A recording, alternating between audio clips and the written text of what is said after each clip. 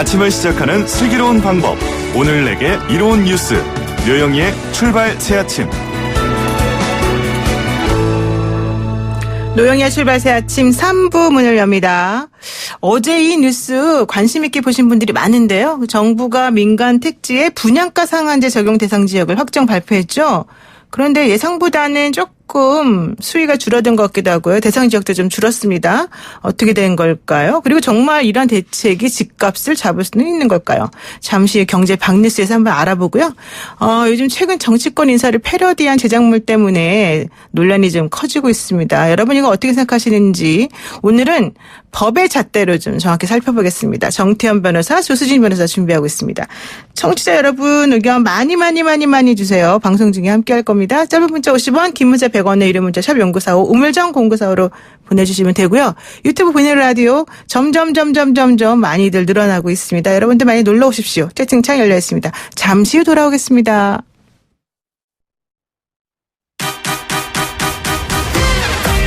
알면 대박, 모르면 쪽박. 경제 박뉴스. 복잡하고 어려운 경제 이야기 아주 쉽고 재미있게 풀어드리는 시간입니다. 알면 대박, 모르면 쪽박. 경제박뉴스 참 좋은 경제연구소 이인철 소장 만나봅니다. 안녕하세요. 네, 안녕하세요. 네, 오늘은 이인철 소장님 직접 모셨습니다. 여러분들 한번 들어오셔서요. 어떻게 생겼나 한번 보셔요. 자, 정부가 민간 택지에 분양가 상한제 적용 대상 지역을 확정 발표했는데요.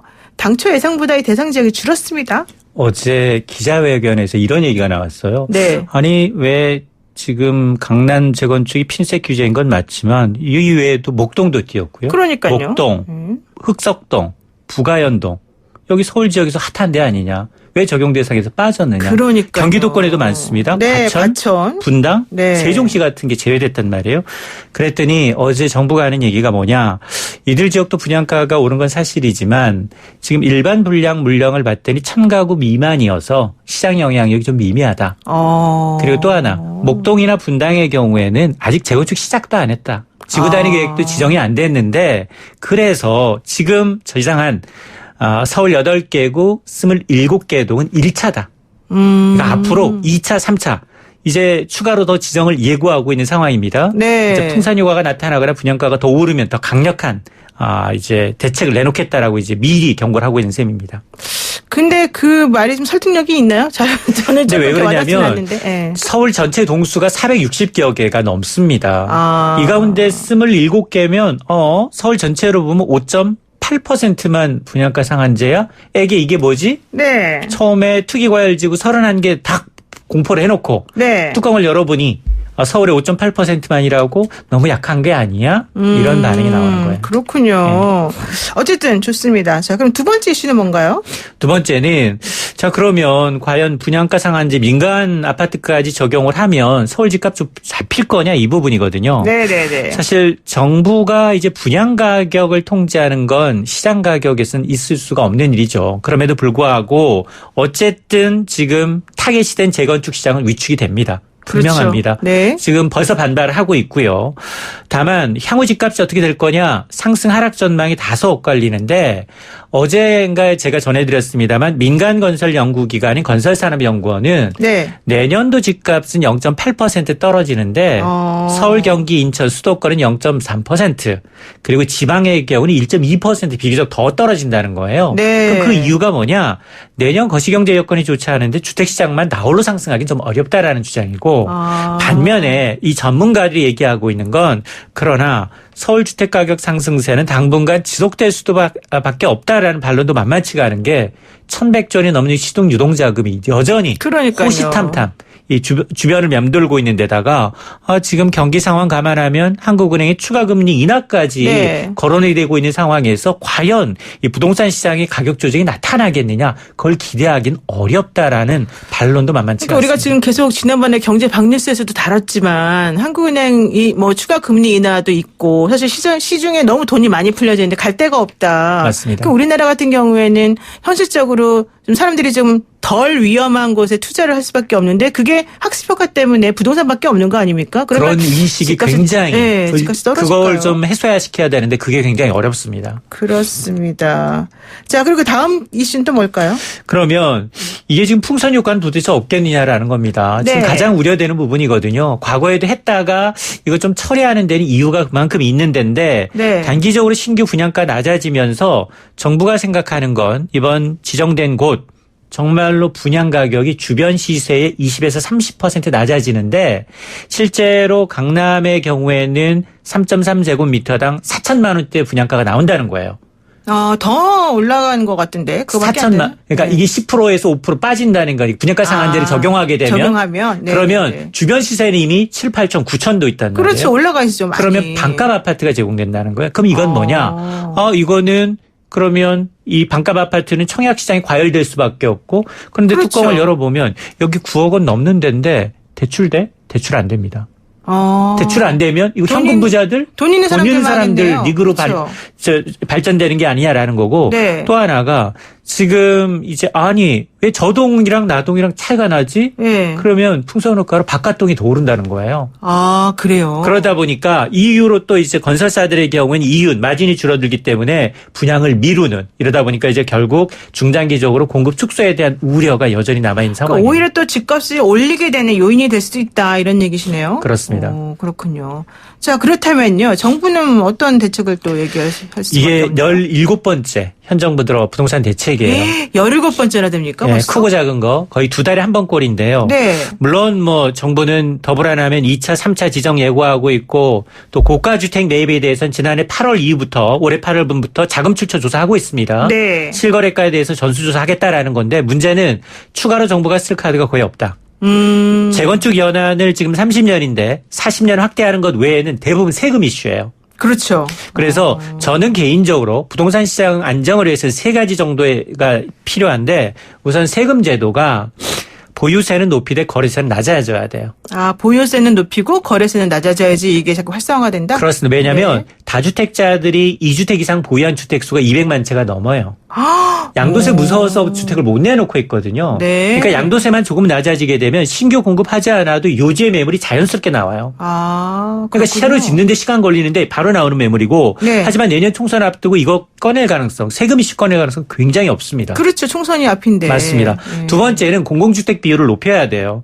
현재 우리나라의 민간주택과 공공주택 비율은 8대 2예요. 네네. 근데 성공한 선진국, 집값을 잡은 선진국에 보게 되면 역전됩니다. 임대주택 위주로 가야 돼요. 네. 그래서 사람들이 더 이상 투기가 되지 말아야 됩니다. 그런데 이런 확대 일관성 있는 정책의 시그널이 중요한데 우리는 정권 바뀔 때마다 바뀌고 그렇지. 있습니다. 매번 바뀌죠. 그렇습니다. 세 번째가 시중 이 1100조의 유동성 이게 폭탄이거든요. 네네. 이걸 분산시키지 않으면 지금 부동산 시장에 나오는 대책 100전 100패입니다. 이 시중 유동성 100조를 분산시킬 수 있는 이 방법에 대한 고민이 굉장히 필요합니다. 그렇군요. 근데 지금 말씀 들어보게 되면은 그럼 어떻게 해야 되지? 이거 정부가 받아들일까? 이런 또 의문이 조금 사실 좀 드네요. 계속해서 시그널을 줘야 돼요. 그렇군요. 네, 고맙습니다. 오늘 말씀 여기까지 듣겠습니다. 네, 감사합니다. 네, 지금까지 참 좋은 경제연구소 이인터 소장이었습니다.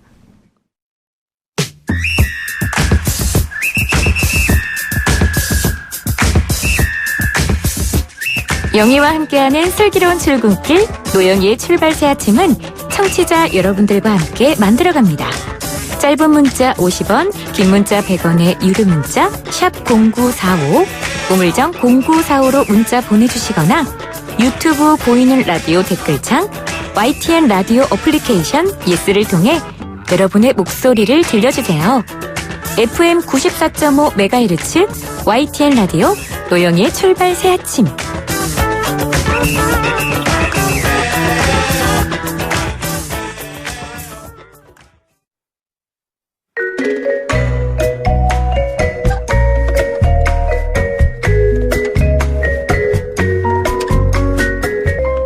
뉴스 속 법률 이슈를 탈탈탈탈 털어보는 변호사들의 조천 파티. 아침 드셨는지 모르겠는데 조천 파티 하면서 아무것도 안 내놓고 있죠 저희가. 정태현 변호사님 나오셨고요. 안녕하세요. 네, 안녕하십니까. 정태현 변호사입니다. 요즘 또 핫한 우리 조수진 변호사님 나오셨습니다. 안녕하세요. 네, 안녕하세요. 네. 언제까지 핫할 수 있나요? 하기 나름 알려주세요. 핫한 정태면에게 여쭤보죠. 네. 자, 첫 번째 이슈 들어가겠습니다. 최근 정치권 인사를 패러디한 제작물에 대한 수위 논란이 커지는데요. 이게 재밌다. 신랄한 풍자 이런 건 허용돼야 되는 거 아니냐. 이런 얘기도 있는 반면에 이거 너무 심한 거 아니야. 이런 얘기하는 사람도 있거든요. 자, 어떻게 보십니까? 우선 정치인 패러디. 풍자 이거 일단 개괄적으로 정치 패러디 일단 보면 우선 기분이 좋지 않습니까? 일반인들 볼 때. 왜냐하면 패러디 정치인 패러디라는 게 주로 이제 정치나 정치 현실을 과장하거나 왜곡하거나 비꼬는 거거든요. 네네. 그래서 국민들이 우선 속이 시원하고 또 한 가지는 이제 국민들이 알 권리라든지 네. 또 여론 형성에는 좋은 기능이 있어요. 네네네. 근데 이게 너무 지나치게 되면은 이게 또 역작용도 있기 때문에 어느 정도의 한계는 필요하다 그렇게 생각합니다. 그러니까 뭐 재미있기도 하지만 또 좀 눈살이 찌푸려지는 것도 있긴 한데 어떻습니까, 예. 조 변호사님? 저도 뭐 같은 의견입니다. 그러니까 저는 뭐 최근에 뭐 중국에서 홍콩 그 시위를 다루는 문제도 그렇고 그러니까 네. 민주주의하고 독재를 가르는 기준이야말로 말할 자유가 얼마나 보장되냐인 것 같아요. 특히 정치 분야에 대해서. 네. 저는 정치 패러디물에 대해서는 굉장히 폭넓게 허용해야 된다고 보는데 다만 희화화만 하는 게 문제인 것 같아요. 그러니까 저질이라는 거죠. 근데 사실은 저질이다. 이게 정치 풍자라는 게 무릎을 탁 치게 만들면서 웃음이 배시시 나야 되거든요. 네네네. 그러니까 어느 정도 사실에 기반해야 되는데 그게 잘 이 경계가 모호하고 잘 안 되다 보니까 어떤 분들은 이 너무 모욕적인 거 아니야? 이렇게 좀 걱정을 하시는 것 같아요. 근데 무릎을 탁 치면서 웃음에 배시시 나오려면 얼마나 잘 만들어야 되겠습니까? 사실 그게 만들기가 어려워서 못하는 게 아닌가 이런 생각도 잠깐 들었는데요.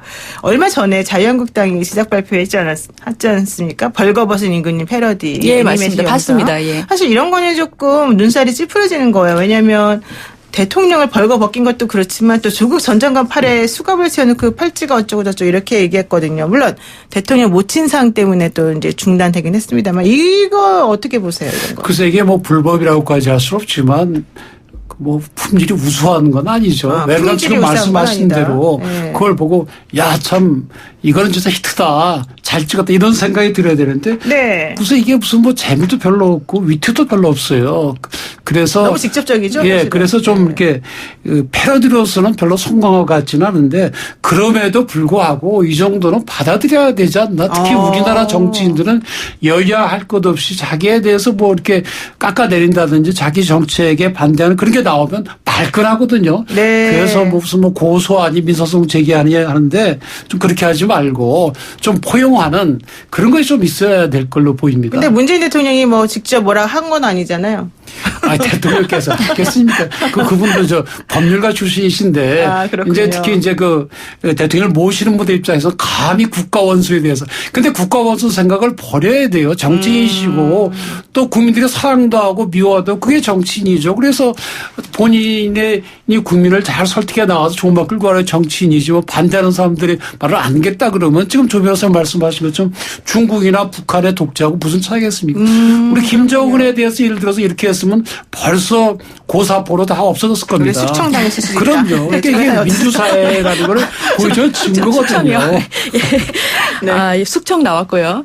아니, 근데 저는 이 정도는 당연히 허용된다고 생각을 하는데 네네. 다만 정당이 한 게 문제입니다. 아, 정당이 한 게 문제다. 예, 그러니까 정치 풍자, 패러디라는 것 자체가 뭐 조선시대도 그렇고 대중들이 표현할 수 있는 방법을 많이 갖지 못하고 했을 때 정치인, 나라님이든 정당이든 정치에 대해서 그 울분이나 아니면은 비판하고 싶은 지점을 굉장히 재미를 섞어서 전파를 확 하면서 그러면서 이제 표현하는 거거든요. 그런데 물론 이게 이제 뭐 언론도 할 수 있고 할 수 있겠습니다만은 정당은 자유한국당 같은 경우에는 정치 영역에서 국회에서 얘기하시면 돼요. 대언론 질의하시면 되고 예, 대통령이 예. 만약에 지금 그 벌거벗은 임금님이라는 제목으로 패러디물을 만들었지 않습니까? 그게 이 보좌진들이 걸쳐주는 옷을 하나씩 자기는 입었다고 입었는데 알고 보니까 다 옷이 아니었고 네네. 그래서 속옷만 입고 나가는 임금님이다. 그게 네. 문재인 대통령이다. 이런 네. 내용이었어요. 네. 그러한 질의에 대해서 뭐 인적인 장막에 가리셔서 어떤 국민의 소리는 못 듣는 게 아닙니까?라고 국회에서 질의를 하시면 돼요. 예, 그런데 그거를 굳이 이 대중들이 할 수 있는 방법 아니면 국민들이 쓰실 방법인 이 풍자물이라는 거를 굳이 만들어서 전파하려고 하는 식으로 거꾸로 그러니까 문화 영역에서 정치로 들어가야 되는데 정치 영역 분들이 정치에서는 해결 안 하시고 문화 영역에 그 컨셉을 빌어오신 거예요. 근데 이게 사실 어떻게 보면 정치인들을 보는 국민 입장에서 오히려 답답한 거예요. 정치가 제 기능을 하게 만들어주시질 않고 이런 거나 하고 있나?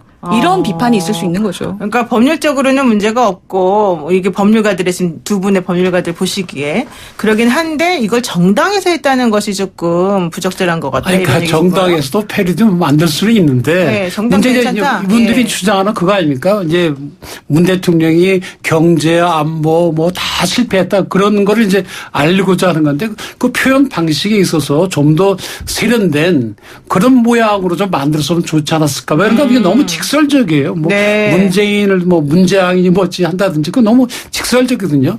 그걸 좀 연구를 많이 해서 국민들이 볼 때 아 재밌다. 그래 야당은 그래도 여당을 견제하고 대통령이 잘못한 거 지적해 나가야지 그런 웃음이 나와야 되는데 너무 직설적이다 보다니까 이거 뭐 대통령을 그냥 비판만 욕만 하는 거나 이렇게 보여줄 수가 있거든요. 그러니까 네, 지금 좀 다듬어서 다듬어서. 예, 표현을 좀 멋있게 해야 국민들이 좋아할 것 같습니다. 그래서 지금 4867 쓰신 우리 애청자께서요. 유튜브 요즘 대세가 그래요. 좀 병맛 개그나 패러디거든요. 이런 얘기 주셨는데 그 말하는 병맛 개그나 패러디라고 하는 거는 기본적으로는 맥락도 없이 갑자기 뜬금없이 뭔가 탁 내보내서 오히려 웃음을 자아내게 만드는 그런 거란 말이에요. 그러니까 이게 예전하고 좀 달라졌다. 사람들에게 풍자하는 방식이 이거 설명하려는 것 같거든요. 그러니까 이건 어떻게 보세요? B급 정서. 네, B급 정서, 뭐 B급 유머 이런 식으로. 예. 이거 저는 굉장히 좋아합니다. 블랙 코미디도 재미있지만 네네네. 그런 B급 정서로 웃기는 것도 굉장히 재밌다고 재미있는데 생각하는데 그래도 정당이 하는 거는 조금 제1야당에서 굳이 제1야당에서 굳이 그렇게 하는 건 좀 그렇다. 하려면 좀 더 품격 있게 멋있게 만들어라. 그러니까 제가 아까 그랬잖아요. 이게 사실은 어렵다니까요. 그래서 어려워서 그런 거 안 아니에요. 웃겨서 불만이 있으신.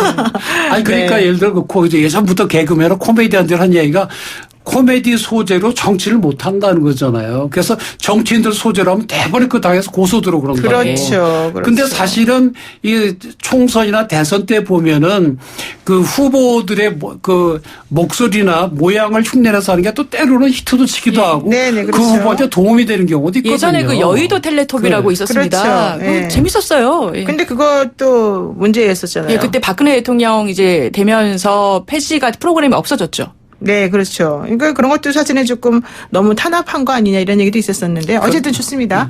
자, 지난 2일에 자신을 우파 여성이라고 소개한 16만 명이나 구독자를 보유한 A씨라는 분이 있어요. 이분이 가수 현아 씨가 빨개요라는 춤을 췄나 봐요. 이 춤을 따라하면서 대통령을 빨갱이를 비유하는 그 원색적인 가사를 써서 문제가 한번 됐거든요. 그래서 이거 너무 재밌다 이런 사람도 있었지만 이거 신고해야 된다 막 이런 얘기도 있었단 말이에요. 근데 이렇게 아까 말씀하신 것처럼이라고 한다면 정당이 아니라 이제 개인이 한 거니까 예. 개인이 공인을 대상으로 이렇게 하는 건 괜찮다 이렇게 또 봐야 되는 겁니까? 아니, 저는 이거는 뭐 충분히 허용되는 범위에 그런 이제 뭐 정치 풍자라든지 정치적인 표현 자유의 영역이라고 생각을 하고요. 아, 그렇군요. 제가 이거를 찾아봤는데 캡처를 보니까 이제 약간 불편함을 느끼시는 분들 포인트를 알겠는 게 네. 이 여성분이 이제 댄스라는 게 이제 무대 의상을 입지 않습니까? 그래서 어느 정도 이제 옷을 약간 조금 이렇게 가벼운 의상을 입으시고 그 이제 댄스 가수의 춤을 따라 하시면서 이렇게 하다 보니까 그러한 대중문화 중에서도 이게 좀 약간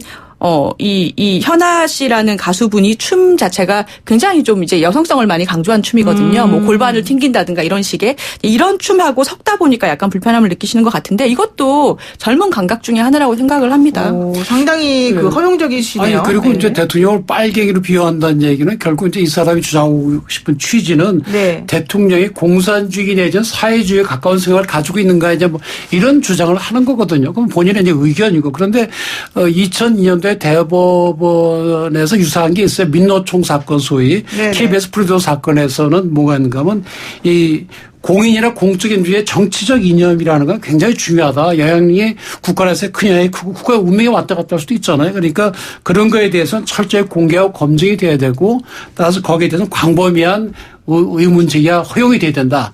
따라서 이 경우에도 보면 이 사람은 저 문재인 대통령이 하는 거 보니까 공산주의자 같아 이렇게 주장하는 거 아닙니까? 그죠? 어떤 네. 이념에 대한 의혹을 제기하는 거니까 네. 그거에 대해서 아니 대통령이 빨갱이에요 공산주의자에 말도 안 돼. 이거는 좀 지나친 거고 그렇게 주장하는 거 거기에 대해서 아니네. 국민들이 보고 네. 그렇게 하면 되는 거죠. 그런데 여기서 제가 하나 덧붙이고 싶은 게 약간 이제 그 젊은 분들이 빨갱이라는 걸로 불리는 것에 두려움을 잘 모르시는 것 같아요. 그러니까 우리한테는 사실은 학살의 역사도 있고 여러 가지 전쟁의 역사가 있고 이제 좌우 간의 대립에서 굉장히 이제 민감한 부분이 있었는데 지금에 와서는 이걸 갖다가 문재인 대통령이 친북 정책을 편다는 것을 이제 이분은 애둘러서 희화하고 풍자하려고 했던 거죠. 네네. 예, 그 점에 대해 비판하려고 했던 거예요. 북한하고만 너무 친한 거 아니냐. 그런데 이거를 빨갱이라고 해버리니까 네. 이 불편한 지점이 생기는 거죠. 근데 사실 그 빨갱이라고 하는 표현이 좀 문제가 되냐 안 되냐 이건 또 대법원인가 얼마 전 또 판결도 뭐 괜찮다 이렇게 또 나오지 않았습니까? 명예훼손 관련해서. 그런 판결이 몇 개 이게 조금 있습니다. 예. 시대가 바뀌면서 옛날에는 안 됐다라고 됐던 거 지금 허용되기도 하고 좀 이러는 것 같긴 한데요. 자, 여러분들 샵 0945 우물정 0945로 문자 보내주십시오. 단문 50원. 장문 100원인데요. 저희가 소개를 해드리겠습니다. 지금 0095 우리 애청자분께서는요. 지지하는 정당이 다르니까 재미없게 보이는 거예요. 이런 얘기를 하셨어요. 그러니까 어느 정도 허용은 다 될 수 있는데 내가 이쪽에 호의적이냐 아니냐에 따라서 사실은 이 풍자하는 것 좀 다르게 보인다. 이런 얘기인 것 같거든요. 네, 이거 네. 어떻게 보십니까? 아니 저는 이게 굉장히 중요한 의견이세요. 그러니까 정치가 제 기능을 못한다는 말씀 아까 좀 드렸는데 정치인들이 우리 간접민주주의 지금 하고 있는 거거든요. 정치인들이 정당에서 속 시원하게 품격 있게 토론으로 서로 간의 의견 조율하는 모습을 보여준다면 네네네. 각각의 그 정당 지지자들은 굉장히 좀 어느 정도 한 발 떨어져서 관전하면서 네.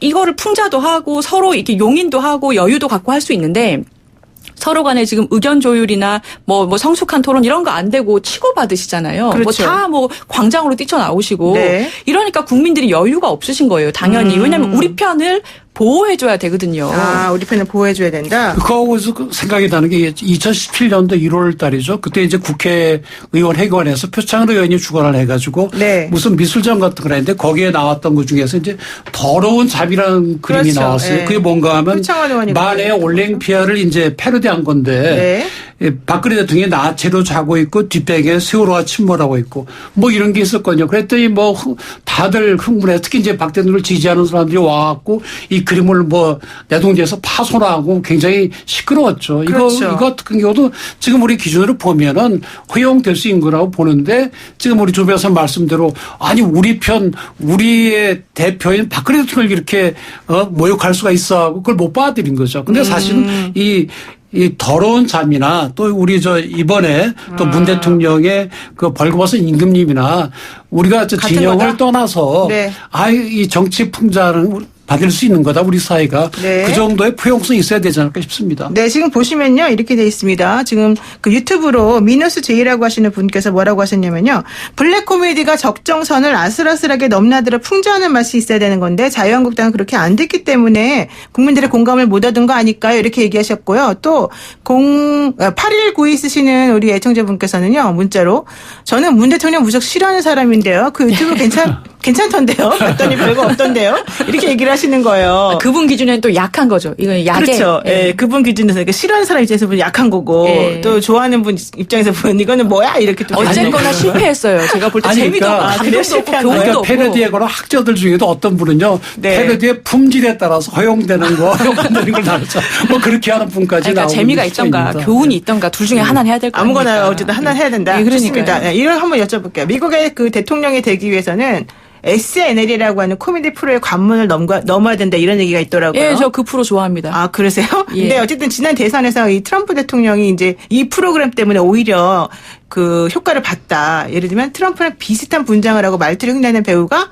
함께 출연을 하면서 550만 달러의 광고 효과를 오히려 야기했다. 뭐 이런 얘기가 있었단 말이에요. 근데 결과적으로 이거를 조롱이 아닌 풍자로 잘 승화시켰기 때문에 이제 이런 얘기가 나오는 건데 본인이 이제 후보자 때인데 이게 세트 나이트 라이브라고 굉장히 인기 있는 그렇죠. 프로그램이거든요. 네. 맞습니다. 예. 그래서 이제 대통령 후보자가 나와서 코미디에 같이 이렇게 어울리고 하게 되면 인지도도 올라가고 후보자에 대한 친근감도 네, 커지잖아요. 근데 잠깐만 제가 예. 얘기를 하다 말았는데 그 다음 얘기가 더 중요해요. 예. 그런데 대통령이 취임하고 난 다음에는 막 분장 이런 자기를 좀 약간 패러디하는 이걸 보고 막 발끈하고 화를 냈단 말이죠. 그게 이제 위치에 따라 사람이 바뀐 거죠. 그렇게 돼서는 안 되는 거죠. 그러니까 대통령이 되기 전이나 된 후나 똑같이 국민들에게 편하게 이제 가까이 가는 기준이 그런 태도를 일관적이어야 유지해야 되는데. 되는데 네네. 이제 내가 대통령인데 네. 아까 말씀 내 국가 원수인데 감히 이런 생각이 들면 이미 그 원래 평상심을 잃은 거죠. 그렇군요. 그래서 저는 그거야말로 사실은 그 미국이 지금 세계 뭐 강대국 아닙니까? 네. 그 강대국의 대통령마저도 자기를 비판하면 뼈 아파한다. 사람의 본성은 다 그러하다라는 걸 보여주는 것 같아요. 그런데 이제 코미디 프로에서 이렇게 희화화하고 풍자하는 거야말로 저는 정치 코미디가 굉장히 좀 활성화됐으면 하는 마음이 있는데 네네. 본질은 그거예요. 이 저널리즘이 있어야 되거든요. 네. 그러니까 단순히 비하하고 욕을 하고 너는 뭐 어떤 인간이고 이렇게 하면 그냥 욕이에요. 그게 네. 아니고 저널리즘이 있어야 된다는 것은 어떠한 대안 언론적인 어떠한 사실관계에 대해서 비판 정신을 가지고 그것을 보는 사람으로 하여금 이 사실이 잘못됐다라는 것을 네. 이렇게 표현하는구나라고 하면서 같이 웃을 수 있는 그런 식의 저널리즘이 녹아 있어야 되는 것인데 그게 바로 깨닫게 하면서 무릎이 탁 쳐지는 그런 지점이거든요. 근데 그게 없으면 그냥 저질 욕인 것이고 그게 있다면 뭐 코미디 프로인 SNL이나 아니면 우리 여러 가지 또 훌륭한 코미디 프로 많았거든요. 네. 그런 식의 정치 패러디가 될 수 있는 거죠. 그렇군요. 자, 이것도 하나 여쭤볼게요. 선진국에서는 이렇게 대통령 풍자가 뭐 잘 받아들여지는 것처럼 우리가 또 알고 있지만 터키나 러시아에서는 잘못하면 목숨을 잃는다고 하거든요. 그러니까 미국 같은 경우에는 뭐 수정헌법 1조인가요? 여기에서는 표현의 자유를 제한하지 않지만 결국 나라별로 이 표현의 자유라고 하는 것을 받아들이는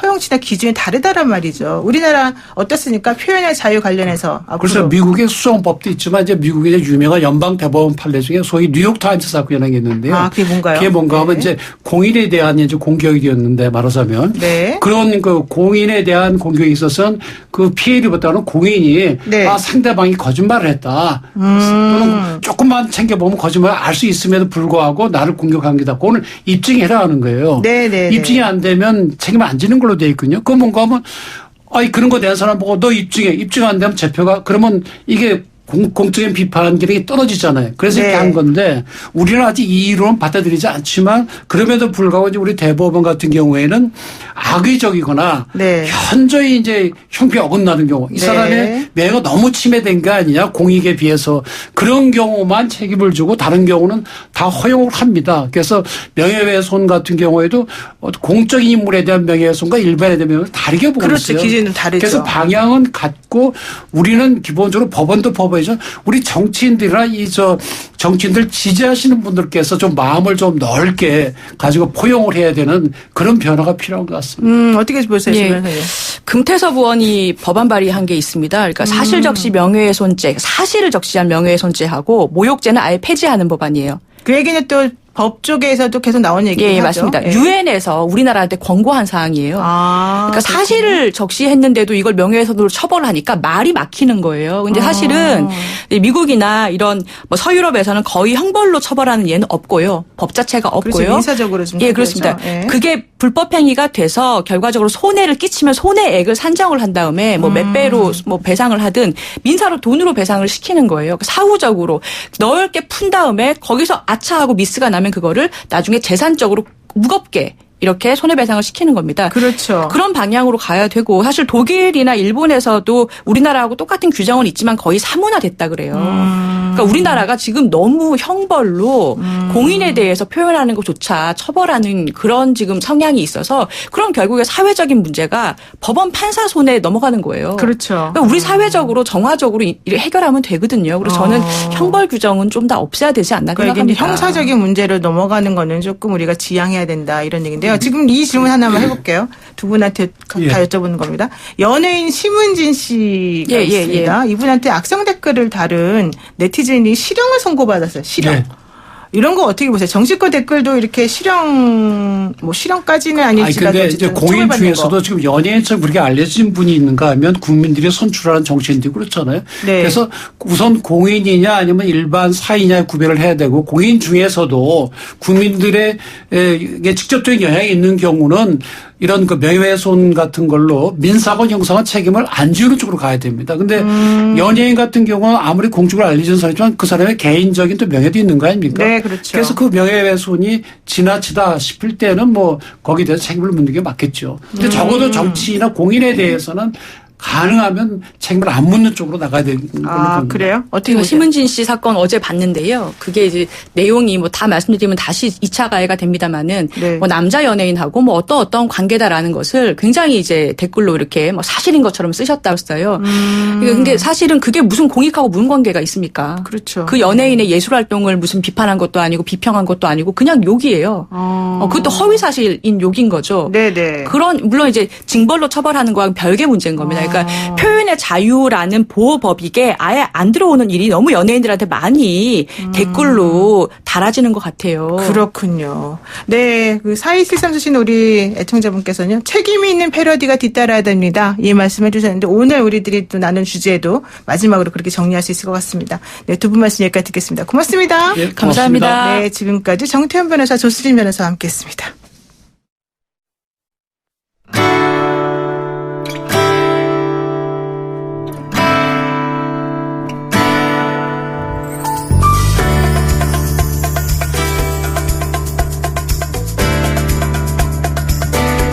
뉴스 탐구 생활. 바른 역사. 네, 뉴스를 각별한 시선으로 다시 들여다보는 시간입니다. 뉴스 탐구 생활. 오늘은 바른 역사 시간이죠. 전우영 한국학중앙연구원 교원교수 스튜디오에 모셨습니다. 교수님 안녕하세요. 네, 안녕하세요. 네, 스튜디오 분위기 어떻습니까? 본격 얘기하기 전에 갑자기 당황하셨죠? 예, 뭐 달라진 게 없는 것 같은데. 네? 달라진 게 없다고요? 네. 자, 제가 앉았던 데보다 넓어졌군요, 스튜디오가. 예. 네, 좋습니다. 자, 각자, 오늘 예. 그러면 그냥 본격 얘기로 들어가겠습니다. 어떤 역사 얘기를 오늘 해주실까요? 뭐 요 며칠 이제 뜨거운 이슈가 되었던 내용이죠. 삼천교육대에 갔다 와야 된다라는 이제 박찬주 전 대장의 발언. 삼천교육대가 뭐냐? 잘 모르는 분도 이제는 그렇죠. 계실 것 같아요. 그렇죠. 그래서 삼천교육대와 국가폭력 뭐 이런 좀 이야기를 해볼까요? 삼천교육대와 국가폭력. 국가가 사회정화라는 이름으로 내렸던 여러 가지 국민에 대한 불합리한 부분들에 대해서 한번 얘기해 보시겠다. 좋습니다. 그리고 삼천교육대가 사실은 잘 모르는 요즘 젊은 분들은 잘 모를 수도 있겠지만은 또 뼈아픈 아픔으로 다가오는 현재 지금 이렇게 들으시는 분들도 계실 것 같거든요. 자, 삼천교육대에 대해서 조금 설명을 해주실까요? 1980년 5.18 나고 신군부가 집권한 이후에 그해 8월에 불량배, 오범자, 깡패. 네. 뭐 당시 호칭이 그랬으니까 그렇게 부르겠습니다. 이런 사람들이 생활 주변에서 시민들을 괴롭히고 이러는 것을 막겠다고 그러니까 사회 정화라는 이름을 붙였어요. 일단 이 발상 자체가 이제 얼마 전에 계엄령 문건 지난주에 저희가 계엄령 문건도 다뤘습니다만 네네. 이 계엄령을 내리고 사회를 정화한다고 하는 발상 자체가 대단히 중세적이라기보다는 이제 반인륜적이고 반인권적이면서 반민주적이거든요. 도대체 누가 사회를 정화한다는 얘기입니까? 근데 그게 그 당시에는 이제 말이 통했고 분부들은 그런 말을 썼어요.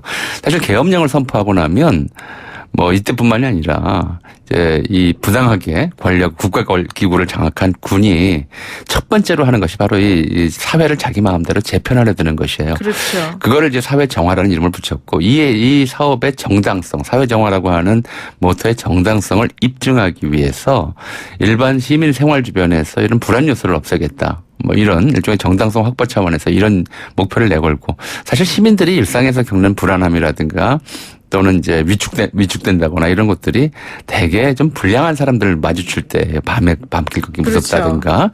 가게에 와서 좀 행패 부리는 사람이 있다든가 술 마시다가 누가 아무에게나 시비 걸고 싸우는 사람이 있다든가 이런 일을 할 것 같이 보이는 사람. 할 것 같이 보이는 사람. 하는 사람이 네네네. 아니라 할 것 같이 보이는 사람들을 마구잡이로 잡아들여서 한 7만 명 가까운 사람을 이제 잡아들였어요. 대개 보면 문신이 있거나 아니면 주변에서 불량배라고 인상이 하는. 험악하거나. 네. 그러니까 불량배라고 이제 허위 신고를 하는 경우도 있고요. 그렇죠. 사적인 복수심을 거기에 이용하는 사람들도 있고 그렇게 했거나 또 그냥 어떨 때는 뭐 해수욕장 같은 데서 이제 사람들 마구잡이로 그냥 잡아들여서 네. 전과 조회해보고 사소한 폭력 전과라도 있다고 그러면 이제 저 군부대로 끌고 가서 거기에서 이제 군사 훈련이라기보다는 실질적인 고문이었죠.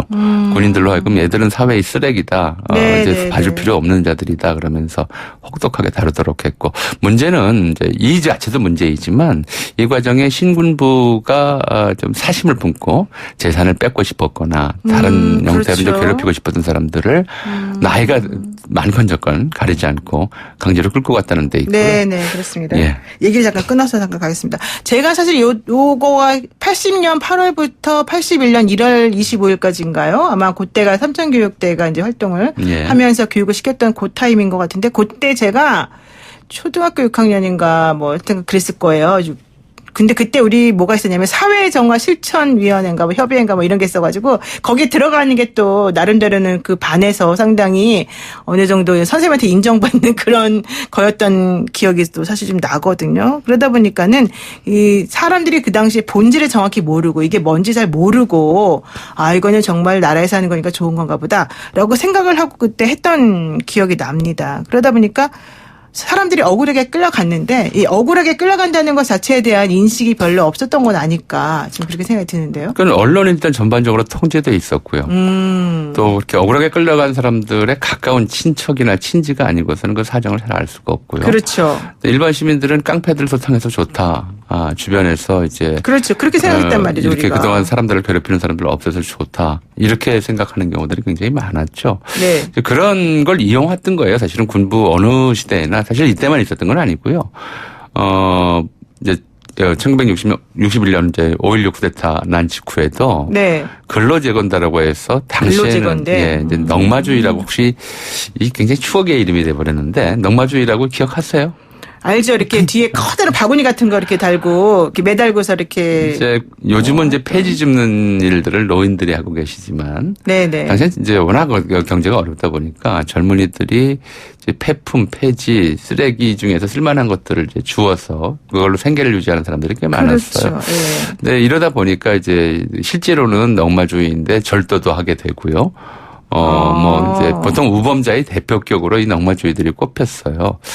근데 이 사람들을 전부 이제 강제로 동원해서 근로재건대라는 이름으로 편지해서 훈련을 시키고 경찰의 상시적인 단속을 받게 하면서 한편으로는 이제 군사 쿠데타에 대해서 불만을 품거나 거기에 네. 대해서 이제 네. 좋지 않은 이야기를 하는 사람들, 이 사람들에 대한 정보를 입수해서 전달하는 이른바 사회 프락치라고 할까요? 사회 감시원 이런 형태로 이용한 적도 있었거든요. 그러니까 이 부당한 방법으로 권력을 확보한 이제 군부 세력이 쿠데타라 군부 정권을 잡고 나서는 민심을 얻기 위해서 가장 쉽게 쓰는 방법들이 이런 것들이어서 그러니까 이건 굉장히 좀 뿌리가 깊다고 봐야 되는 게 근로재건대, 삼천교육대가 있었고 이런 식의 폭력이 수반되지는 않았지만 사실 노태우 전 대통령도 전두환의 후계자다, 친구다 그래서 집권 직후부터 굉장히 많은 이제 사회적 불신 또 불만의 대상이 되지 않았습니까? 그렇죠. 이거를 벗어나기 위해서 내세웠던 것이 범죄와의 전쟁이었고요. 또 박근혜 전 대통령도 이 문제에 관해서 4대 사회학 척기열이라고 하는 것들을 이제 굉장히 중요한 국정과제로 그럼 내세웠는데 정권마다 다 있었다고 보는 거예요? 다 있었던 건 아니고요. 주로 이제 보수 정권이거나 군사적 관점에서 세상을 보는 사람들은 이런 일들을 시민사회와 치안이 스스로 해결할 수 있다고 보지를 않고요. 네네. 일종의 스스로 사회를 정화시켜야 할 책임이 자기들에게 있다고 생각을 해요.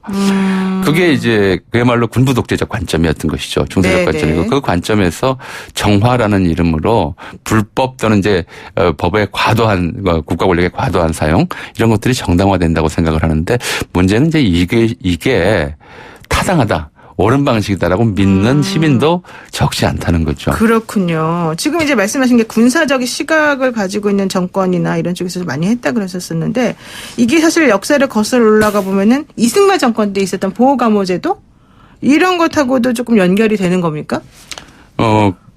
이승만 정권 때라고 얘기하기엔 좀 곤란한 것이 일제가 이제 1937년에 조선 사상범 보호 관찰령이라고 하는 법을 조선 만들어요. 사상범 예. 보호 관찰령. 예. 이게 무슨 얘기냐면 이제 그 일본으로부터 독립을 추구했던 독립운동을 했던 사람들을 이제 사상범이라고 해서 네. 이 사상범이라고 하는 자체가 근대법에서는 맞지 않죠. 그죠? 그렇죠. 사상범.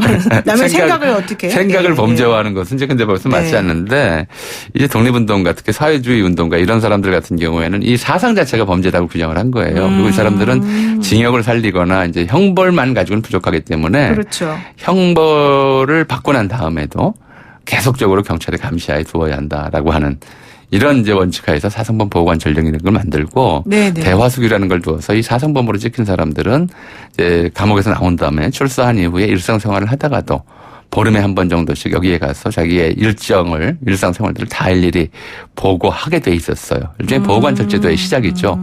이걸 그대로 인계받아서 이승만 정권이 계속 이제 국민보도연맹 같은 거 만들어서 이제 보호관찰하는 제도를 시행을 했었고요. 네네. 공식적으로 보호관찰소라고 하는 것들, 청송보호감호소라고 하죠. 이걸 만든 것은 이제 역시 전두환 정권 때 만들어서 삼천교육대에서 이제 고문당했던 사람들 또는 이제 누범들 이런 사람들에게 그 법원이 내리는 형량 이외에 추가로 보호감호소에서 이제 훨씬 심한 그렇죠. 감옥살이보다 심한 고통을 겪게 만들었던 거죠. 그런데 좀 지금 왜 갑자기 우리가 삼천교육대를 소환했냐. 이게 바로 이제 박찬주 전 대장이 갑작스럽게 삼천교육대를 누구를 보내야 된다 이런 말 했기 때문이 아니겠습니까? 이게 문제가 되는 것은 사성장군이나 한 사람이 그렇게 스스럼 없이 반인권적인 행동을 한 그런 기구에 이런 걸 보내야 되냐 말아야 되냐 이런 말을 할 수 있다는 거. 이게 사실 더 문제다 이런 시각이 있거든요. 당연하죠. 이건 가해 기업과 피해 기업이 맞서 있는 거잖아요. 아, 가해 기업과 그렇죠. 피해 기업. 가해자로서는 대개 이제 자기가 무슨 잘못을 했는지 잘 몰라요. 그리고 심지어 그렇죠. 자기 잘못한 것이 정당한 권력 행사라고 생각하기도 해요. 네. 그러니까 이게 80년 이 행위 자체가 말씀드렸듯이 이제 군이 권력을 장악하는 과정에서 민심을 얻기 위해 반인권적 행위들을 한 것이었잖아요. 네네. 그 행위의 대표가 삼천교육대고 이것으로서 뭐 400명 가까운 분이 목숨을 잃었고 또 엄청나게 많은 분들이 그 후유장애를 겪었어요. 그렇습니다. 뭐 예. 그걸로 이제 억울한 일을 겪은 사람들 얘기는 이루 말할 수도 없어요. 제가 들은 얘기도 몇 가지가 돼요. 근데 뭐 시간이 없어서 청취자분들께 전해드리지는 못하겠는데. 네. 근데 그런 반인권 행위조차도 그 행위를 실제로 담당했던 당시 삼천교육대에서 이 교육대원들에게 인권유린적 행위를 했던 사람, 그런 걸 지시했던 사람, 이런 사람들이 양심선언을 하고 참여했다는 얘기를 제가 들어본 적이 없거든요.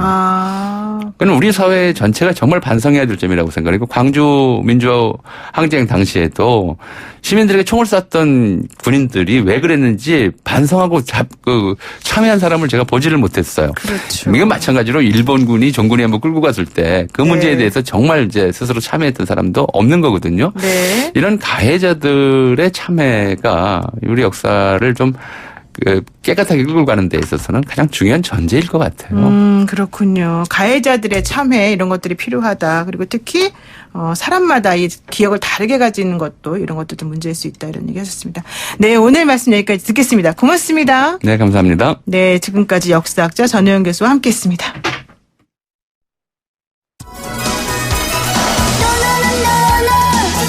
네, 목요일쯤 되면은 지치고 지루해지기 쉽지만요. 여러분 오늘 힘내셔서 오늘 좋은 하루 되시길 바라겠습니다. 노영의 출발 새 아침 저희가 준비한 내용 여기까지입니다. 내일 아침 7시 15분에 변함없이 슬기로운 내용으로 다시 찾아뵙겠습니다. 고맙습니다.